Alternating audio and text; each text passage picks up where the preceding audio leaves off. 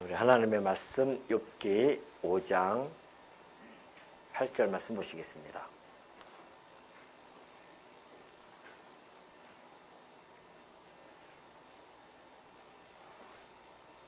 욥기서 5장 8절입니다.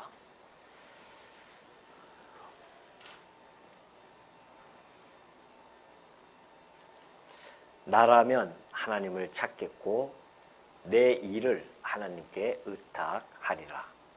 하나님은 헤아릴 수 없이 큰 일을 행하시며 기이한 일을 셀 수 없이 행하시나니 비를 땅에 내리시고 물을 밭에 보내시며 낮은 자를 높이 드시고 애곡하는 자를 일으키사 구원에 이르게 하시느니라. 하나님은 교활한 자의 계교를 꺾으사 그들의 손이 성공하지 못하게 하시며 지혜로운 자가 자기의 계략에 빠지게 하시며 간교한 자의 계략을 무너뜨리시므로 그들은 낮에도 어둠을 만나고 대낮에도 더듬기를 밤과 같이 하느니라. 하나님은 가난한 자를 강한 자의 칼과 그 입에서 또한 그들의 손에서 구출하여 주시나니 그러므로 가난한 자가 희망이 있고 악행이 스스로 입을 다무느니라. 우선 16절까지 봉독해 드렸습니다. 우리 지난 시간에 엘리바스가 욥에게 여러 가지 그 고난에 대한 이야기들을 해주면서 인생은 어차피 태어나면서 죄악 가운데 태어나기 때문에 고생을 위하여 난다고 하는 이 고난에 대한 필요성을 잘 이렇게 설파한 적이 있습니다. 그러나 우리가 살펴보았듯이 물론 우리가 인간은 여러 가지 고난을 갖죠. 그러나 성도에 있어서 특별히 고난이라고 하는 것은 다양한 형식을 띠고 온다고 했습니다. 예를 들면 우리가 죄를 범함으로 말미암아 징계로부터 오는 고난이 있고요. 또 믿음으로 말미암아 오는 고난도 있죠. 그리고 우리의 진리 때문에 오는 고난도 있습니다. 그러나 그 모든 고난들은 우리를 더욱 유익하게 하는 그런 고난으로서 성도에게 있어서는 어떠한 고난이라 할지라도 결국은 유익하게 온다는 겁니다. 그 유익은 우리의 신앙적인 회복이라든가 신앙적인 진보, 승리에 대한 그런 유익을 얻게 됨을 우리 지난 시간에 살펴본 바가 있습니다. 자, 오늘 계속해서 이제 8절부터 27절까지는 끝나면은 엘리바스가 1차 변론을 끝내게 되어지죠. 먼저 아까 봉독해 드렸던 8절부터 16절까지 전체적인 그 내용을 요약해 보면은 섭리와 하나님의 그 섭리와 공의와 긍휼로 통치하시는 하나님께 욥에게 하는 이야기입니다. 그런 하나님께 네가 의탁을 하라고 하면서 이제 촉구하는 내용이 8절부터 16절까지 잘 담겨져 있습니다. 자, 8절 보면 그래요. 나라면 그래요. 엘리바스가 나 같으면은 하나님을 찾겠다는 겁니다. 내 일을 하나님께 의탁하겠다는 것이죠. 하나님께 대한 의탁을 촉구하는 겁니다. 다시 말해서 욥아, 너 네 죄를 회개하고 하나님께 그 처벌을 맡기라, 그렇게 이야기를 해주고 있습니다. 근데 사실 이러한 이야기는 욥의 과거의 그 신앙이라든가 그리고 현재 그 당하고 고난 중에 당하고 있지만은 그 중에서도 그 신앙을 붙들고 있는 욥의 그 모든 것들을 다 싸잡아서 비판하는 그러한 모습이 아닐 수 없습니다. 그것은 사실 엘리바스의 그 오만함을 엿볼 수 있는 이 구절이거든요.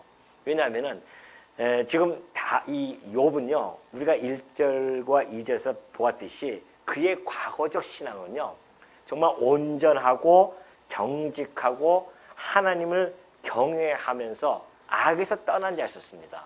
그런 신앙인이 있겠습니까? 오직하면 동방에서 가장 훌륭한 자라, 그렇게 평가를 받는 자였었습니다. 또 그 모든 재난을 당하고 나서의 그 욥의 신앙적 고백은 세상 이 범인들이 하기에는 너무나 정말 뛰어난 그러한 신앙적 고백을 하지 않습니까? 주시는 이도 하나님이시여 거두시는 이도 여호와이시니라 라고 하는 그러한 신앙적 고백뿐만이 아니라 하나님께서는 우리에게 복도 주시지만은 화도 주신다고 하는 그러한 신앙적 고백을 통해서 그 욥의 현재적인 신앙에 대한 상태도 충분히 우리는 1장과 2장을 통해서 숙지한 바가 있습니다. 그러나 엘리바스는 그 1장과 2장의 그런 것들을 모르고 있죠. 지금 신앙적 고백을. 다만 3장을 통해서 나타나는 이 욥의 그 고난에 대한 탄식만 듣고서는 지금 변론을 시작했단 말입니다. 그것이 지금 4장과 5장에 걸쳐서 긴 그런 변론을 지금 해주고 있는 거죠. 사실 이제 그 엘리바스의 이 변론은 욥이 당시에 그때 당했던 그 고난에 대한 것의 출처를 알지 못하기 때문에 욥에게는 부적합한 그러한 변론이 아닐 수 없습니다. 그럼에도 불구하고 사실 이제 엘리바스가 지금 펼쳐나가는 모든 이야기들은 현재에 우리가 살고 있는 우리들에게 있어서는 매우 깊이 새겨들어야 할 그러한 내용이면은 틀림이 없고요. 이 말씀들이 결국엔 우리들에게도 교훈으로서 다가올 수 있는 그러한 말씀이 되기 때문에 그렇습니다. 자, 그러면은 그 이제 8절 그렇게 이야기하고 나서는 뭐라고 하냐면은 내 일을 내 하나님께 의탁하라는 겁니다. 그러니까 욥에게 너 하나님께 의탁해. 그 고난을 탄식만 하지 말고 하나님께 의탁하라는 것이죠. 그럼 왜 하나님께 의탁하는가? 그 이유를 이제 펼쳐지는데요. 자, 먼저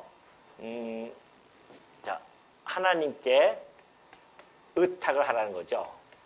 의탁을 촉구합니다. 자, 하나님께 의탁한다고 하는 것은 성도에게 있어서 삶의 터전이라고 할 수 있습니다. 하나님이 우리의 삶의 터전이잖아요. 또 성도 삶의 터전이죠. 하나님께 의탁하고 살아간다는 것은 우리 삶의 터전을 하나님께 맡기고 살아가는 겁니다. 그러니까 우리 삶의 터전은 하나님이시기 때문에 그렇다는 것이죠.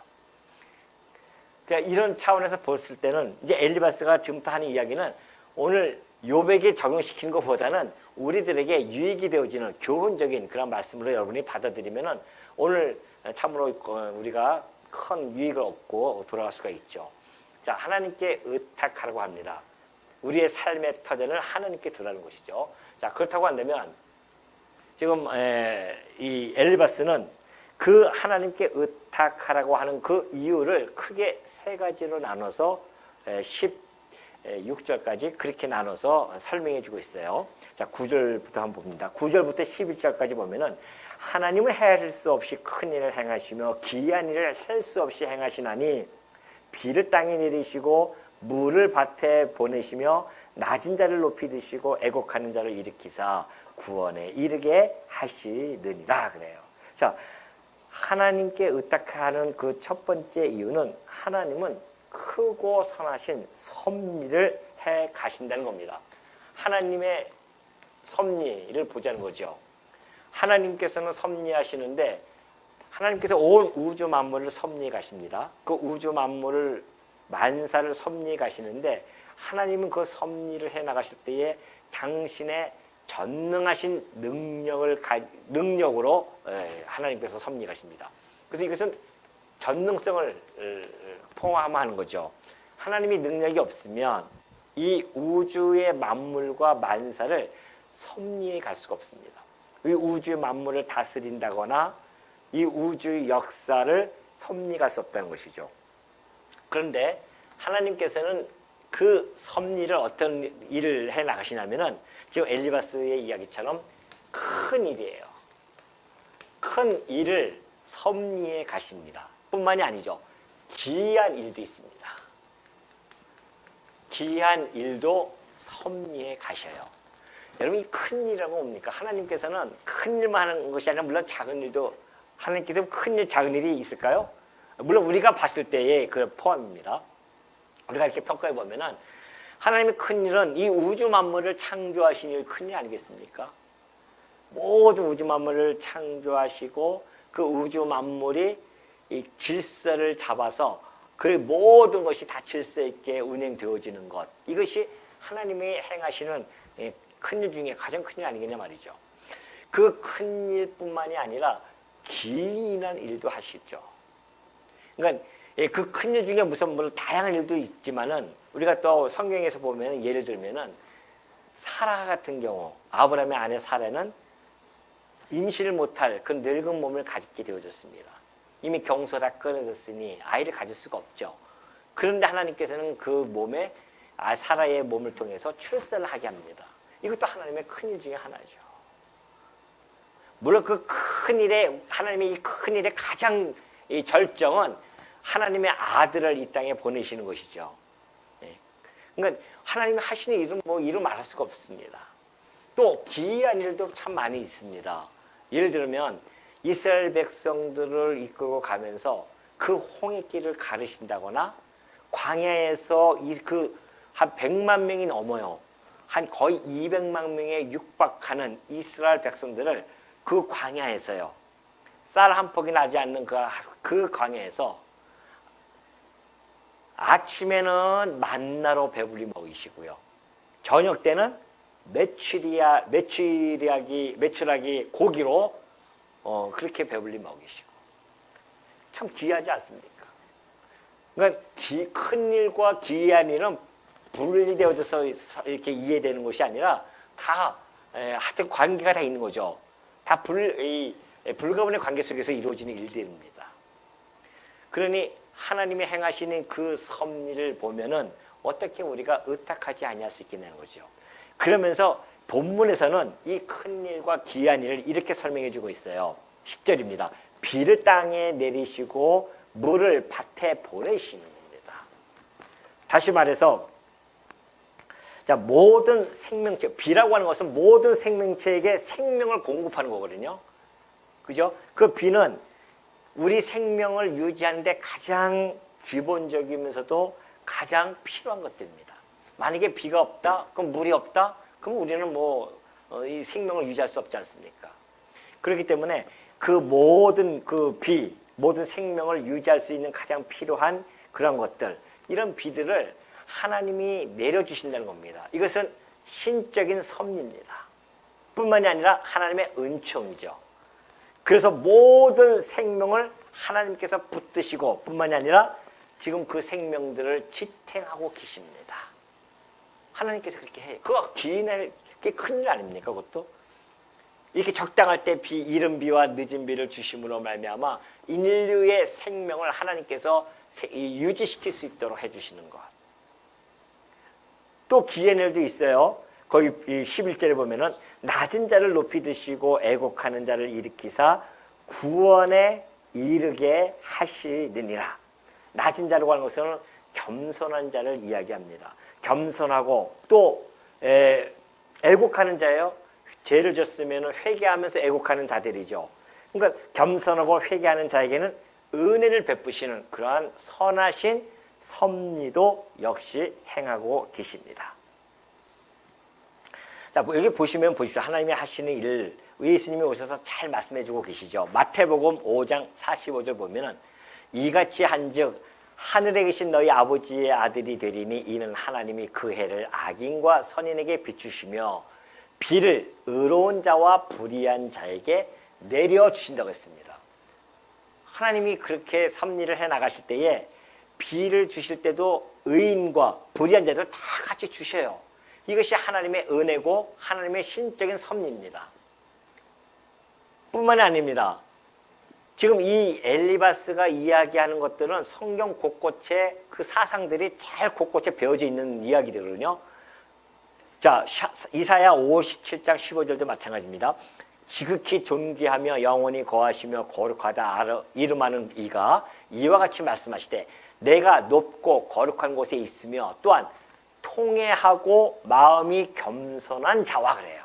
통회하고 마음이 겸손한 자와 함께 있다고 했습니다. 이는 겸손한 자의 영을 소생시키며 통회하는 자의 마음을 소생시키려 함이라 그래요. 그러니까 지금 이 이사야 선지자를 통해서 하나님이 해주신 이 말씀이나 지금 이 엘리바스가 11절을 통해서 낮은 자를 높이 드시고 애곡한 자를 일으키사 구원에 이르게 하시니라 같은 맥락 속에서 이해가 되어질 수 있는 사상들이란 말입니다. 그러니까 지금 뭘 이야기하고 있는가? 하나님이 그러한 섭리를 해 나가시는 분이기 때문에 네가 지금 이 고난 속에 있지만은 하나님께 지금 의탁하라. 그런 거죠. 너의 이 고난을 하나님께 의탁하라는 겁니다. 또 하나는, 두 번째는 12절부터 14절까지입니다. 하나님은 교활한 자의 계결을 꺾으사 그들의 손이 성공하지 못하게 하시며 지혜로운 자가 자기의 계략에 빠지게 하시며 간교한 자의 계략을 무너뜨리심으로 그들은 낮에도 어둠을 만나고 대낮에도 더듬기를 밤과 같이 하느니라 그래요. 하나님께서는요, 공의를 베푸시는 분이라는 겁니다. 여기서 지금 하나님은 공의를 베푸시는데, 하나님은 이 땅에서 공의를 베푸실 때에 당신의 전지하신 전지하심 속성을 가지고 사실은 공의를 베푸십니다. 공의를 베풀 때에 모든 사건, 그 사람의 모든 마음 이런 것들을 알지 못하면 정확한 공의를 실현할 수가 없죠. 근데 하나님은 우리의 모든 인간들의 마음을 감찰하시는 분이고, 누가 간교한 마음을 가지고 행하는지 안 행하는지를 감찰하시는 분입니다. 그래서 하나님께서는 이 전지함을 가지시고 공의를 펼쳐나가시는데 어떻게 한다? 간교한 자. 이 간교한 자의 계략이죠. 이 계략을 파산시킵니다. 파해버립니다. 파하심. 간교한 자의 계략을 파해버려요. 왜요? 하나님은 전지하신 분이기 때문에 다 이것을 감찰하고 계신단 말입니다. 그것이 이제 12절부터 14절까지 잘 나타나 있죠. 간교한 자를 꺾으시는 그 하나님의 공의로우심. 보십시오. 사단이 얼마나 간교한 계략을 피워줍니까? 그래서 결국은 유대인들과 로마 군병들을 함께 힘을 합해서 간교한 계략을 써가지고서는 예수님을 십자가에 죽이십니다. 근데 그 계략이 성공하지 않아요. 하나님께서는 반드시 이 계약을 파해버리시고 무너뜨리시는 분이기 때문에 우리 주님께서는 3일 만에 부활하심으로 말미암아 그의 모든 계략은 다 물거품이 되어집니다. 그것처럼 지금 하나님께서는 당신의 공의로움을 이렇게 행하시기 때문에 네가 하나님께 의탁해야 된다라고 하는 그런 이야기를 지금 해주고 있는 거죠. 사실 이 간교한 자들의 그 계략을 꺾으시는 것은 성경 내용에 참 많이 담겨져 있거든요. 예를 들면 여러분 잘 아시는 하만 있지 않습니까? 하만이 그 페르시아 시대 때에 유대인들을 죽이려고 온갖 계략을 다 동원합니다. 그러나 결국은 어떻게 합니까? 하나님께서는 그 하만이 오히려 그 모르드게를 잡아 죽이려고 했던, 장대에 매달려고 했는데 자기가 목에 매달려 버립니다. 하나님께서 그 계략을 다 파해버렸어요. 다니엘 시대 때도 마찬가지였습니다. 다니엘을 갖다가 어떻게든지 계략을 피워서 다니엘을 갖다가 끌어내리려고 한단 말입니다. 그래서 다니엘로 하여금 느부갓네살을 통해서 신상을, 자기 그 왕의 신상을 만들어 놓고 절하지 않으면 다 사자굴에 집어넣는 그러한 계략을 짠단 말입니다. 그렇게 짰음에도 불구하고 오히려 다니엘은 사자굴에서 아무 해야 없이 나타나고 느부갓네살 방백들은 그 모략을 짰던 간교한 자들은 오히려 사자밥이 되어집니다. 하나님의 공의는 그렇게 이루어진다는 거 아니겠습니까? 그렇기 때문에 이 지금 간교한 자들 13절 보면 그렇죠. 지혜로운 자가 자기의 계략에 빠진다 말입니다. 아무리 세상의 지혜를 가지고 한다 할지라도 자기 계략에 빠질 수밖에 없어요. 이 말씀은 바울이 고린도 지역에 편지 쓸 때에 이 말씀을 인용한 적이 있습니다. 이것이 바로 고린도전서 3장 19절이에요. 이 세상 지혜는 하나님께 어리석은 것이니 기록된 바, 어디에 기록됐느냐? 바로 욥기서 5장 13절의 말씀이라는 거예요.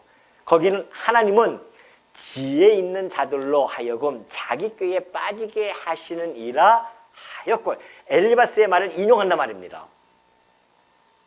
엘리바스가 지금 욥을 향해서 이야기하는 이 내용은 물론 오류지만은, 그러나 그 말씀의 자체는 성경적인 신앙, 성경의 사상과 다 거의 비슷하단 말이죠. 다 일치가 되어지는 내용들이 많이 있단 말입니다. 그래서 바울도 이 욥 엘리바스의 이 이야기를 자기의 하나의 교훈으로 받아들이고 그렇게 인용을 한 겁니다. 그래서 하나님은 지혜 있는 자들로 하여금 자기께 빠지게 하시느니라 그렇게 하지 아니하느냐. 누가? 엘리바스가 그렇게 좀 설명해주고 있는 거죠. 그렇기 때문에 우리가 성경을 제가 서두에 얘기했듯이 비록 이 세 친구들이 욥과 변론을 할 때에 그 욥의 상황에는 부적합하지만 그러나 그 말씀 하나하나 전달해주는 그런 모든 내용들은 오늘 이 시대에 우리에게는 충분한 교훈의 내용이 있기 때문에 그래서 우리가 그냥 그 이야기들이 오류야 하면은 아무 의미가 없어지잖아요. 그냥 이게 길게 얘기할 필요가 없죠. 엘리바스라든가 세 친구는 다 오류입니다 해놓고서 그냥 끝나버리죠. 근데 우리가 이렇게 말씀을 하나하나 살펴나가는 것은 이 말씀이 자체가 우리들에게 힘이 되어지고 교훈이 되어질 수 있기 때문에 그렇습니다. 그래서 이 말씀도 하나님께 우리가 의탁한다고 하는 것, 왜 의탁해야 되는가? 하나님은 전능하심으로 모든 역사를 섭리해 가시는 분이시기 때문에 우리가 의탁의 대상이 되어질 수 있는 거죠. 역시 마찬가지입니다. 공의로우신 하나님이기 때문에 우리가 하나님께 의탁할 수밖에 없다는 사실을 이 지금 엘리바스의 입술을 통하여 전달해 주고 있는 것이죠. 또 하나가 있습니다. 그것이 15절과 16절인데요. 하나님은 가난한 자를 강한 자의 칼과 그 입에서 또한 그들의 손에서 구출하여 주시나니 그러므로 가난한 자가 희망이 있고 악행이 스스로 입을 다무느니라 하면서 세 번째 이유는 가난한 자들을 하나님께서 도우신다는 겁니다. 가난한 자들이 하나님을 도움을 간구할 거 아닙니까? 그러면 강한 자들로부터 압제를 당하는 자들은 가난한 자들이 힘이 없는 자들이에요. 연약한 자들이 당하지 강한 자가 당하지는 않습니다. 이 세상에서는. 이것이 하나의 불의한 모습들이죠. 그러니까 강한 자는 자기가 가지는 칼과 그리고 창을 가지고서는 괴롭히고 약한 자들을 착취한단 말입니다. 그럼 그러한 자들, 가난한 자들이 그럼 누구한테 하소연하겠습니까? 하나님에게 하소연할 수밖에 없죠. 그럼 그 하나님께 하소연하면 하나님께서는 그들을 압제로부터 구출해 주시는 하나님의 긍휼하심이 있다는 겁니다. 자, 하나님은 긍휼하셔요. 자, 여기 시편 107편에 보면은 역시 이 사상과 잘 부합되어지는 그러한 말씀이 있습니다. 시편 107편 41절에 보니까 궁핍한 자는 그의 고통으로부터 건져 주시고 그의 가족을 양떼같이 지켜주시나니 하나님께서는요 궁핍한 자들, 가난하고 힘없는 자들 그들의 고통에서 건져주시고 그의 가족을 양떼같이 지켜주십니다. 또 정직한 자는 보고 기뻐하고요 모든 사악한 자는 자기 입을 봉할버립니다. 여기 지금 나와 있지 않습니까? 16절에 보면 후반절에 악행이 스스로 입을 다무니라 그래요.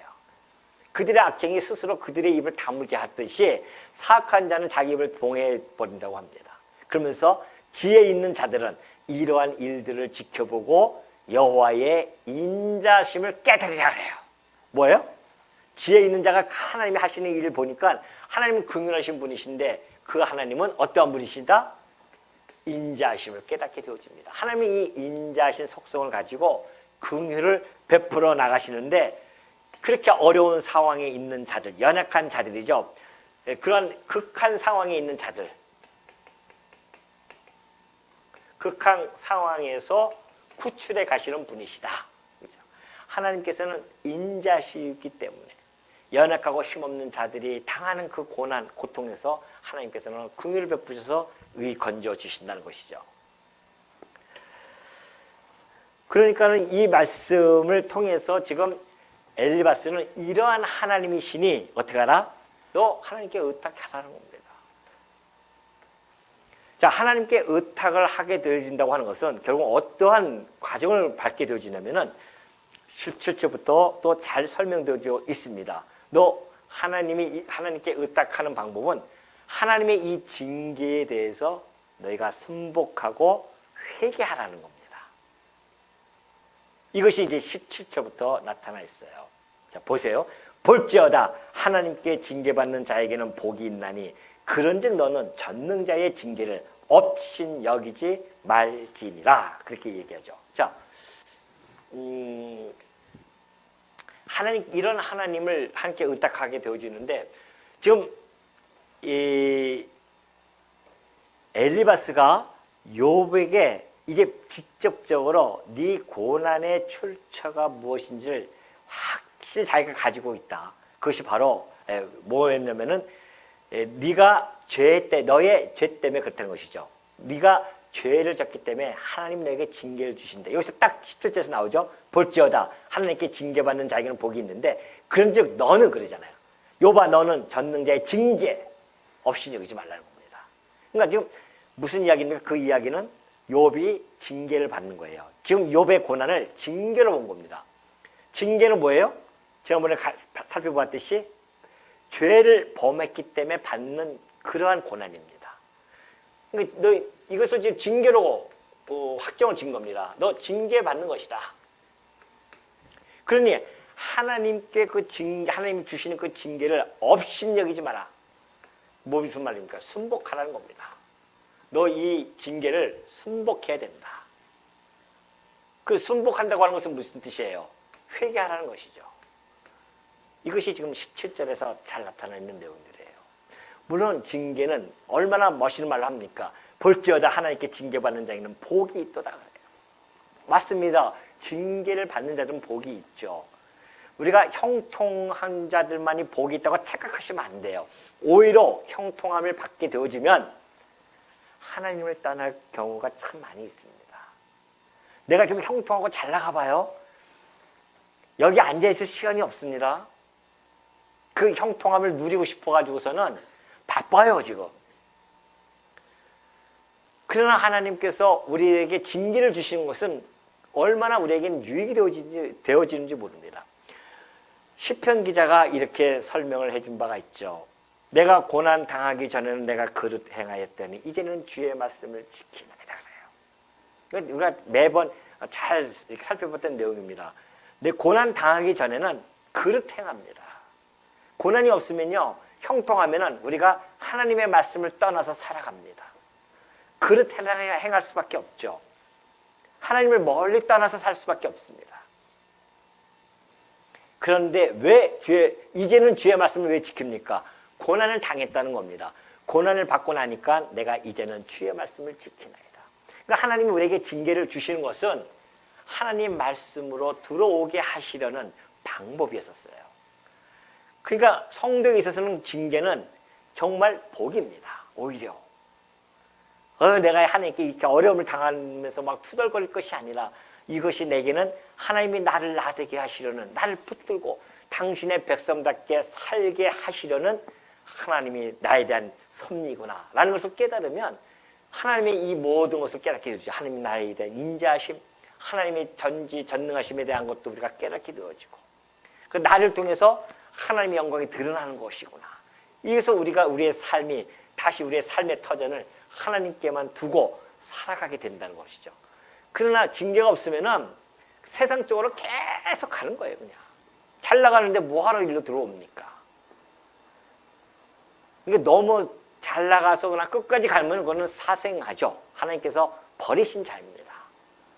그러면 하나님이 택하고 하나님이 붙들고 있는 자들은 절대 그렇게까지 해주지 않습니다. 멀리 가더라도 반드시 끌고 와요. 뭐 제가 경험적으로 제가 경험한 자이니까 잘 알죠. 그러니까 우리가 자식들을 갖다가 혹시 곁길로 가면요, 그것 때문에 속상해하고 맨날 그렇게 그냥 싸우고 그럴 필요 없습니다. 그냥 하나님께서 돌아오게 하실 때까지 기다릴 수밖에 없어요. 그 대신 눈물의 기도를 하셔야 됩니다. 눈물로 기도하셔야 돼요. 어거스틴이 그랬었거든요. 그의 어머니, 그 모니카인가요? 그 어머니가 눈물로 그 어거스틴을 위해서 기도했지 않았습니까? 그로 말미암아 그 어거스틴이 이 기독교 신학을 집대성하는 그런 교부로서의 얼마나 역할을 합니까? 그러니까 어머니의 그 눈물도 기도하지 않고서는 욕만 하고 그냥 그러면은 그 아이가 돌아오기 쉽지가 않죠. 그러나 우리가 하나님께 전적으로 맡기고 하나님 저 자식들 하나님 앞에 돌아오게 해 주시옵소서 하면서 눈물의 기도하는 것, 이것이 우리가 할 역할입니다. 그리고 때가 되어지면은 어떻게든지 뭐 듣기 싫어하더라도 가끔가시 하나님이 살아계심을 전해주기도 하고 어느 그때 어느 때에 그 말씀이 꽂힐지 모르기 때문에 그래요. 그것처럼 지금 하나님의 이 징계라고 하는 것, 하나님의 말씀으로 돌아오게 하는 그러한 일들이기 때문에 엘리바스의 지금 논조입니다. 너 징계, 엽순 여기지 말고 순복해라. 그리고 순복은 회개니까 회개하라. 그러면 하나님께서 어떻게 해주신다? 회복하게 해주신다. 회복의 축복을 내려주실 것이다. 그런 이야기입니다. 이것이 이제 18절부터 쫙 뻗어서 나가요. 자, 하나님은 18절부터 22절까지입니다.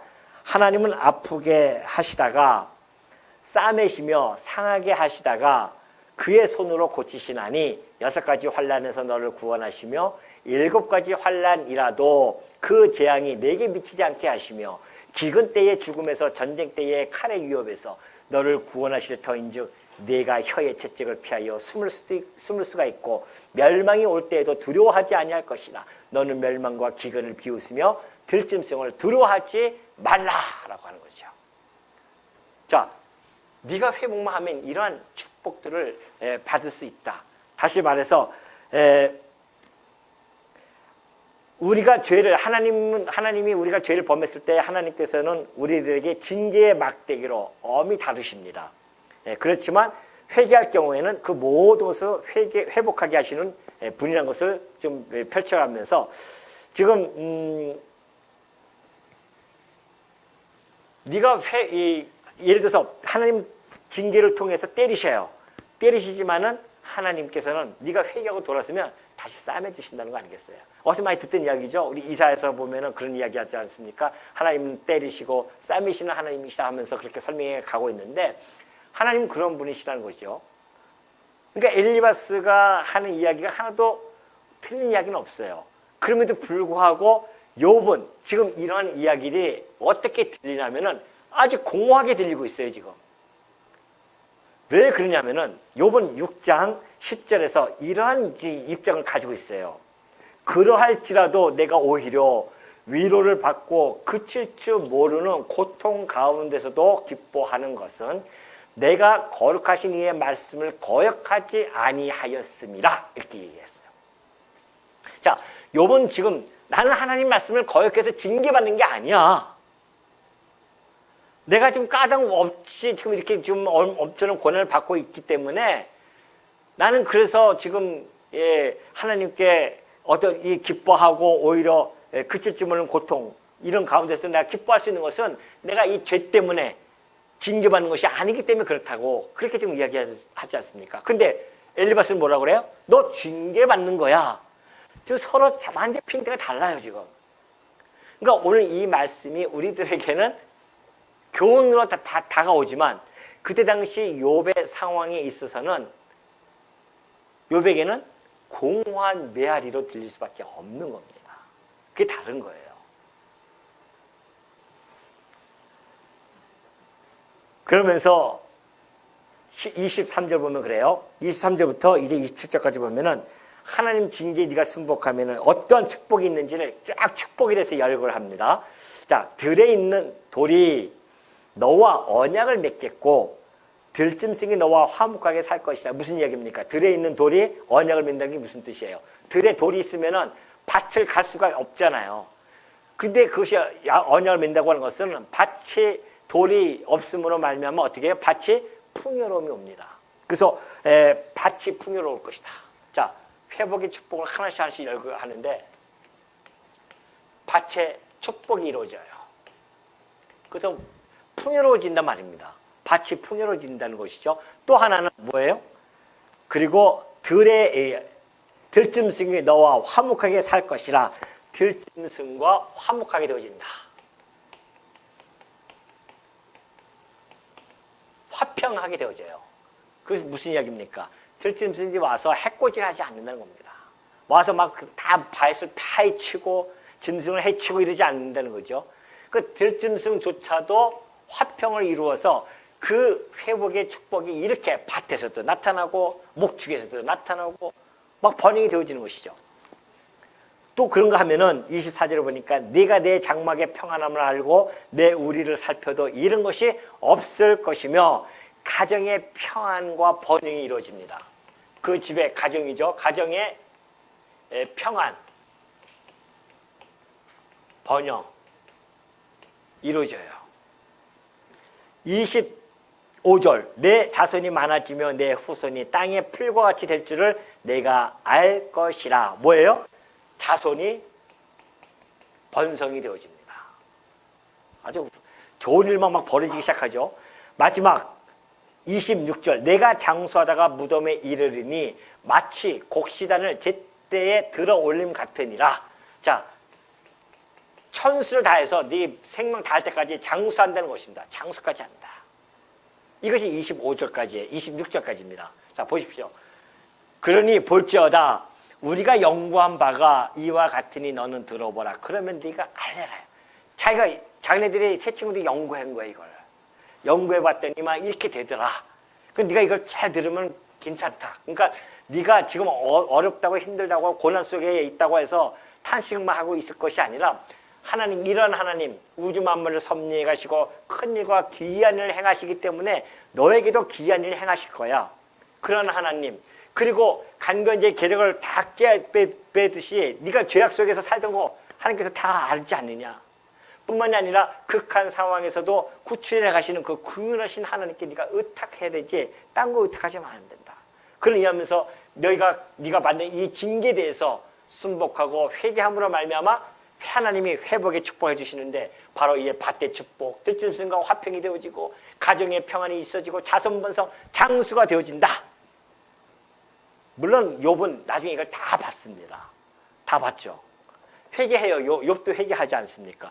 욥은 이 징계에 대한 회개가 아니라 하나님 앞에서 자기가 의로운 척 했던 그 모든 것들을 다 회개하지 않습니까? 그래서 이 모든 걸 다 받아요. 그러니 네가 지금 이렇게 하면은 이렇게 받으니까 어떻게 하라? 하나님께 의탁하고 회개하라. 지금 이 이야기를 4장부터 풀어나가서 5장까지 단마디로 이렇게 해준 겁니다. 지금 4장, 5장이 정리가 된 거예요. 엘리바스의 논조가 이렇다는 겁니다.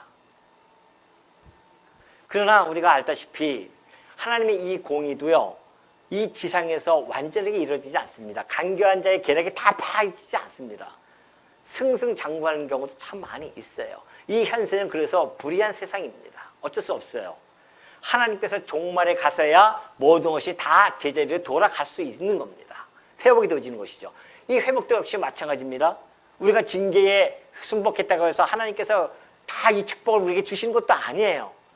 징계를 맞고 우리가 회개했다고 해서 사업이 갑자기 막 잘 되고 그러지 않습니다.